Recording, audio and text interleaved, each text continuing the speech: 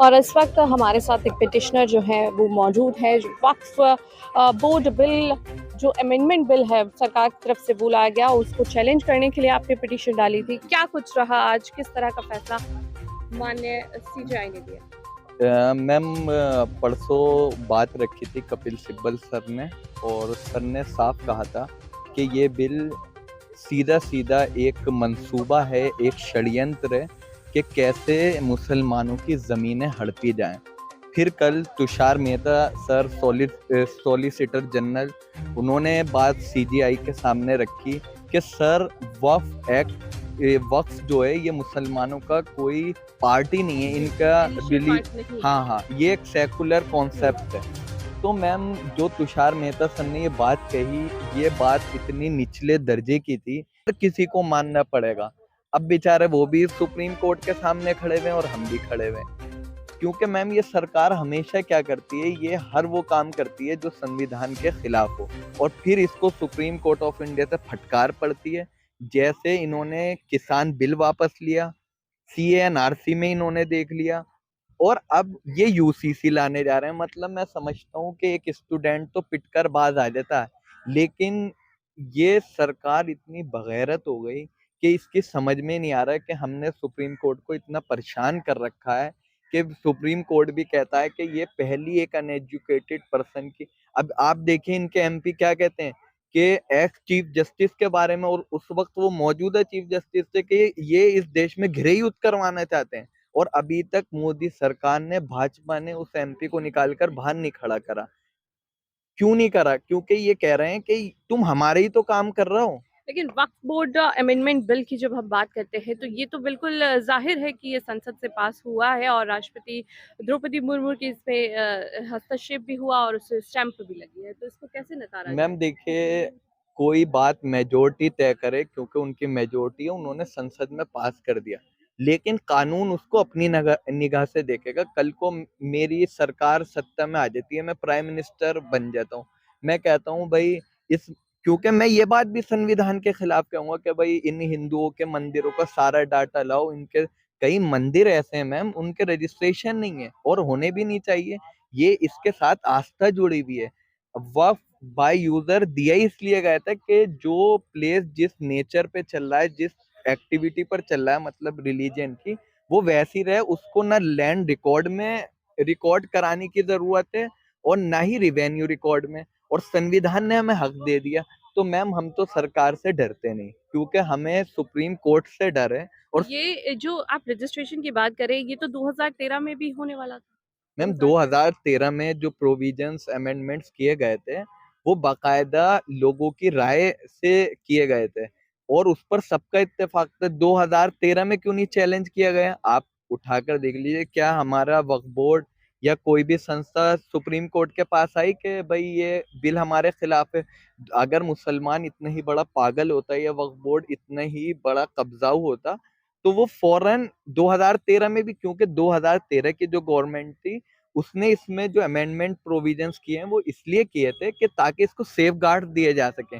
क्योंकि उस वक्त में क्या हो रहा था कि वक्फ बोर्ड के पास भी एप्लीकेशंस आ रही थी और गवर्नमेंट के पास भी जा रही थी कि काफी लोग वक्फ की जमीनें कब्जा रहे हैं। या हो सकता है वक्फ बोर्ड भी, वक्फ देखिए हर डिपार्टमेंट में कई लोग गलत आ जाते हैं, हो सकता है वक्फ बोर्ड में भी उस वक्त कुछ शरारती तत्व हो। आपके मीडिया के माध्यम से मैं ये कहना चाहूंगा, अमानतुल्लाह साहब आज वक्फ बोर्ड के मतलब वक्फ बिल के खिलाफ तो खड़े हुए हैं, लेकिन उन्होंने भी ये काम किए हैं जिससे वक्फ बोर्ड को भी नुकसान हुआ है, इस देश की संपत्तियों को भी नुकसान हुआ है, और इस देश की इंसानियत को भी उन्होंने खोया। देखिए, कई शैतान भी ऐसे होते हैं जो आपको लगेंगे कि वो इस बिल के खिलाफ हैं, लेकिन उन्होंने सारे काम वही करे हैं जिसकी वजह से ये बिल लाया गया।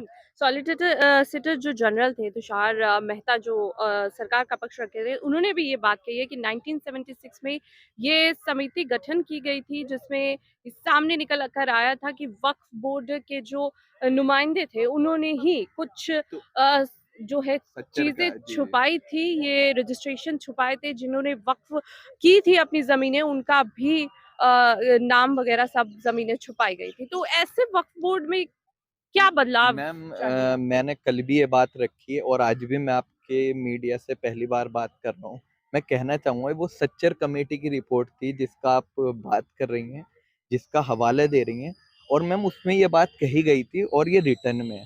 तो मैम इसका तरीका क्या है, हमने किसी मंदिर या किसी मस्जिद में या किसी बड़े इदारे में, किसी ऑर्गेनाइजेशन में कुछ घपले देखे, कुछ फ्रॉड्स देखे, तो हमारा काम क्या है, पहले उन्हें टोकना, मीडिया के माध्यम से उन्हें नोटिस देना। ये नहीं कि मैंने कल देखा, मैं इसलिए क्योंकि आप एक अलग रिलीजियस से ताल्लुक रखती हैं इसलिए मैं बताना चाहूंगा। मैंने देखा किसी मंदिर के मतलब फंड में कोई फ्रॉड चल रहा है, तो मैं पहले देखूंगा इससे इंसानियत को कितना बड़ा नुकसान है, फिर मैं मंदिर को वार्न करूंगा कि अगर मैंने ये देखा तो कल को मैं आपके खिलाफ कानूनी एक्शन लूंगा। अगर मंदिर के पादरी शंकराचार्य मेरी इस बात को एक्सेप्ट कर लेते हैं गीता और संविधान की रोशनी में, तो मैं उनका शुक्रिया अदा करूंगा। ये नहीं कि मैं सत्ता में हूं तो मैं उनके खिलाफ बिल बना के खड़ा कर दूंगा, भाई इस मंदिर को तोड़ो, इसमें फ्रॉड हो रहा है, ये हो रहा है। ये मैम ये कहाँ का तरीका है? अच्छा, आज जो सुनवाई हुई है अभी जो रिजल्ट है वो उसको सुनिश्चित कर लिया गया है इस मामले में, तो आगे क्या लगता है आपको कि सीजीआई किस तरह का मैम सपोर्ट इसको आगे देगी? मुझे ये लगता है कि चीफ जस्टिस ऑफ इंडिया जो संजीव खन्ना जी ने इसमें हमें मतलब एक तरीके से एक ऑर्डर दिया, एक फैसला दिया दिया तो अभी नहीं, लेकिन कई बार बातों से ही नतीजे निकाल लिए जाते हैं। सुप्रीम कोर्ट ऑफ इंडिया ने हमें ये बता दिया है कि 2 महीने की छुट्टी है, तुम सुकून से बैठो, गर्मी बहुत है, और सरकार की नींदें उड़ी हुई हैं, वो अपने झूठ को साबित करते करते। अब ये देखिए सरकार ने हलफनामा दिया कि वक्फ की संपत्ति और ज्यादा बढ़ गई 2013 के बाद से। मैम इतना झूठा हलफनामा, इतना झूठा एफिडेविट आज तक सुप्रीम कोर्ट में किसी ने नहीं दिया। तो मैं सॉलिसिटर जनरल से ये कहना चाहूंगा कि सरकार के कहने पर काम ना करें। आपने लॉ पढ़ा है और संविधान आपने उठाया, आपने कसम खाई है, तो जिस B.R. अम्बेडकर जी का संविधान हम मानते हैं वही सॉलिसिटर जनरल माने, और साफ कहें खड़े होकर के मैं इस मसले में कपिल सिब्बल सर के साथ खड़ा हूँ, संविधान के साथ खड़ा हूँ, और ये वक्फ एक्ट अनकॉन्स्टिट्यूशनल है, इसको इस पर स्टे लगवाया जाए। और सरकार को भी ये बताएं कि नेकी के काम करो, डेवलपमेंट के काम करो, तुम क्या वक्फ की जमीनों के पीछे पड़ गए। और मैम एक बात और कहना चाहूंगा, बात सही है, कई जगहों पर वक्फ जमीनों से चैरिटी के काम किए गए, कहीं पर नहीं किए गए, वो सिर्फ एक रिलीजियस पर्पस के लिए और एक फ्रॉड के लिए यूज की जा रही है। उसमें सरकार का काम ये होता है कि उन पर गिरफ्त करे, मुस्लिम समाज के सेकुलर लोगों को अपने साथ ले जो निष्पक्ष सोच रखते हैं, जो कानून संविधान के दायरे में चलने वाले हैं, उनसे कहे आओ देखो तुम्हारे धर्म के लोग ये कर रहे हैं, वक्फ बोर्ड को साथ ले। अगर वक्फ बोर्ड भी गलत कर रहा है तो मैं वक्फ बोर्ड के खिलाफ पिटीशन दायर करूंगा। लेकिन मैम सरकार की बहुत बड़ी जिम्मेदारी है। हजरत उमर जो इस्लाम के प्राइम मिनिस्टर थे, उन्होंने साफ फरमा दिया था कि मेरी हुकूमत में, मेरी रियाया में अगर एक मासूम कुत्ता भी बहता है या वो मरता है तो अल्लाह मुझसे सवाल करेगा। ईश्वर योगी आदित्यनाथ मोदी जी से सवाल करेगा कि मैंने हुकूमत इसलिए दी थी तुम्हें कि तुम लोगों की हेल्थ का काम करो, तुम लोगों को हेल्थ में बेनिफिट दो, तुम इंसानियत को फायदा। मैम जब फायदा पहुंचाएंगे योगी जी तो हमारी कोई दुश्मनी थोड़ी है हुँ। मोदी जी से। चलिए, अब आखिरी सवाल ये बनता है कि जो भी फैसला आता है सुप्रीम कोर्ट की तरफ से, क्या वो दोनों पक्षों को मान्य होगा?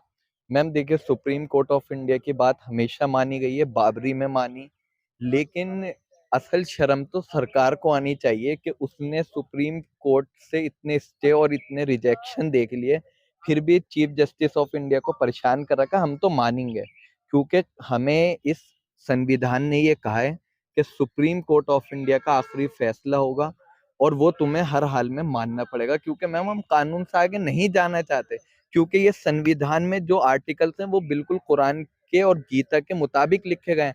हमारे बुजुर्गों ने इसको सर चढ़ाया, हम भी सर चढ़ाएंगे। जी। देखिए, बहुत-बहुत शुक्रिया। ये संविधान की बात है और यहाँ पर जिस तरह से वक्फ बोर्ड अमेंडमेंट बिल को लेकर सुनवाई हुई है, अभी फ़िलहाल सरकार ने ये फैसले को रिज़र्व कर लिया है।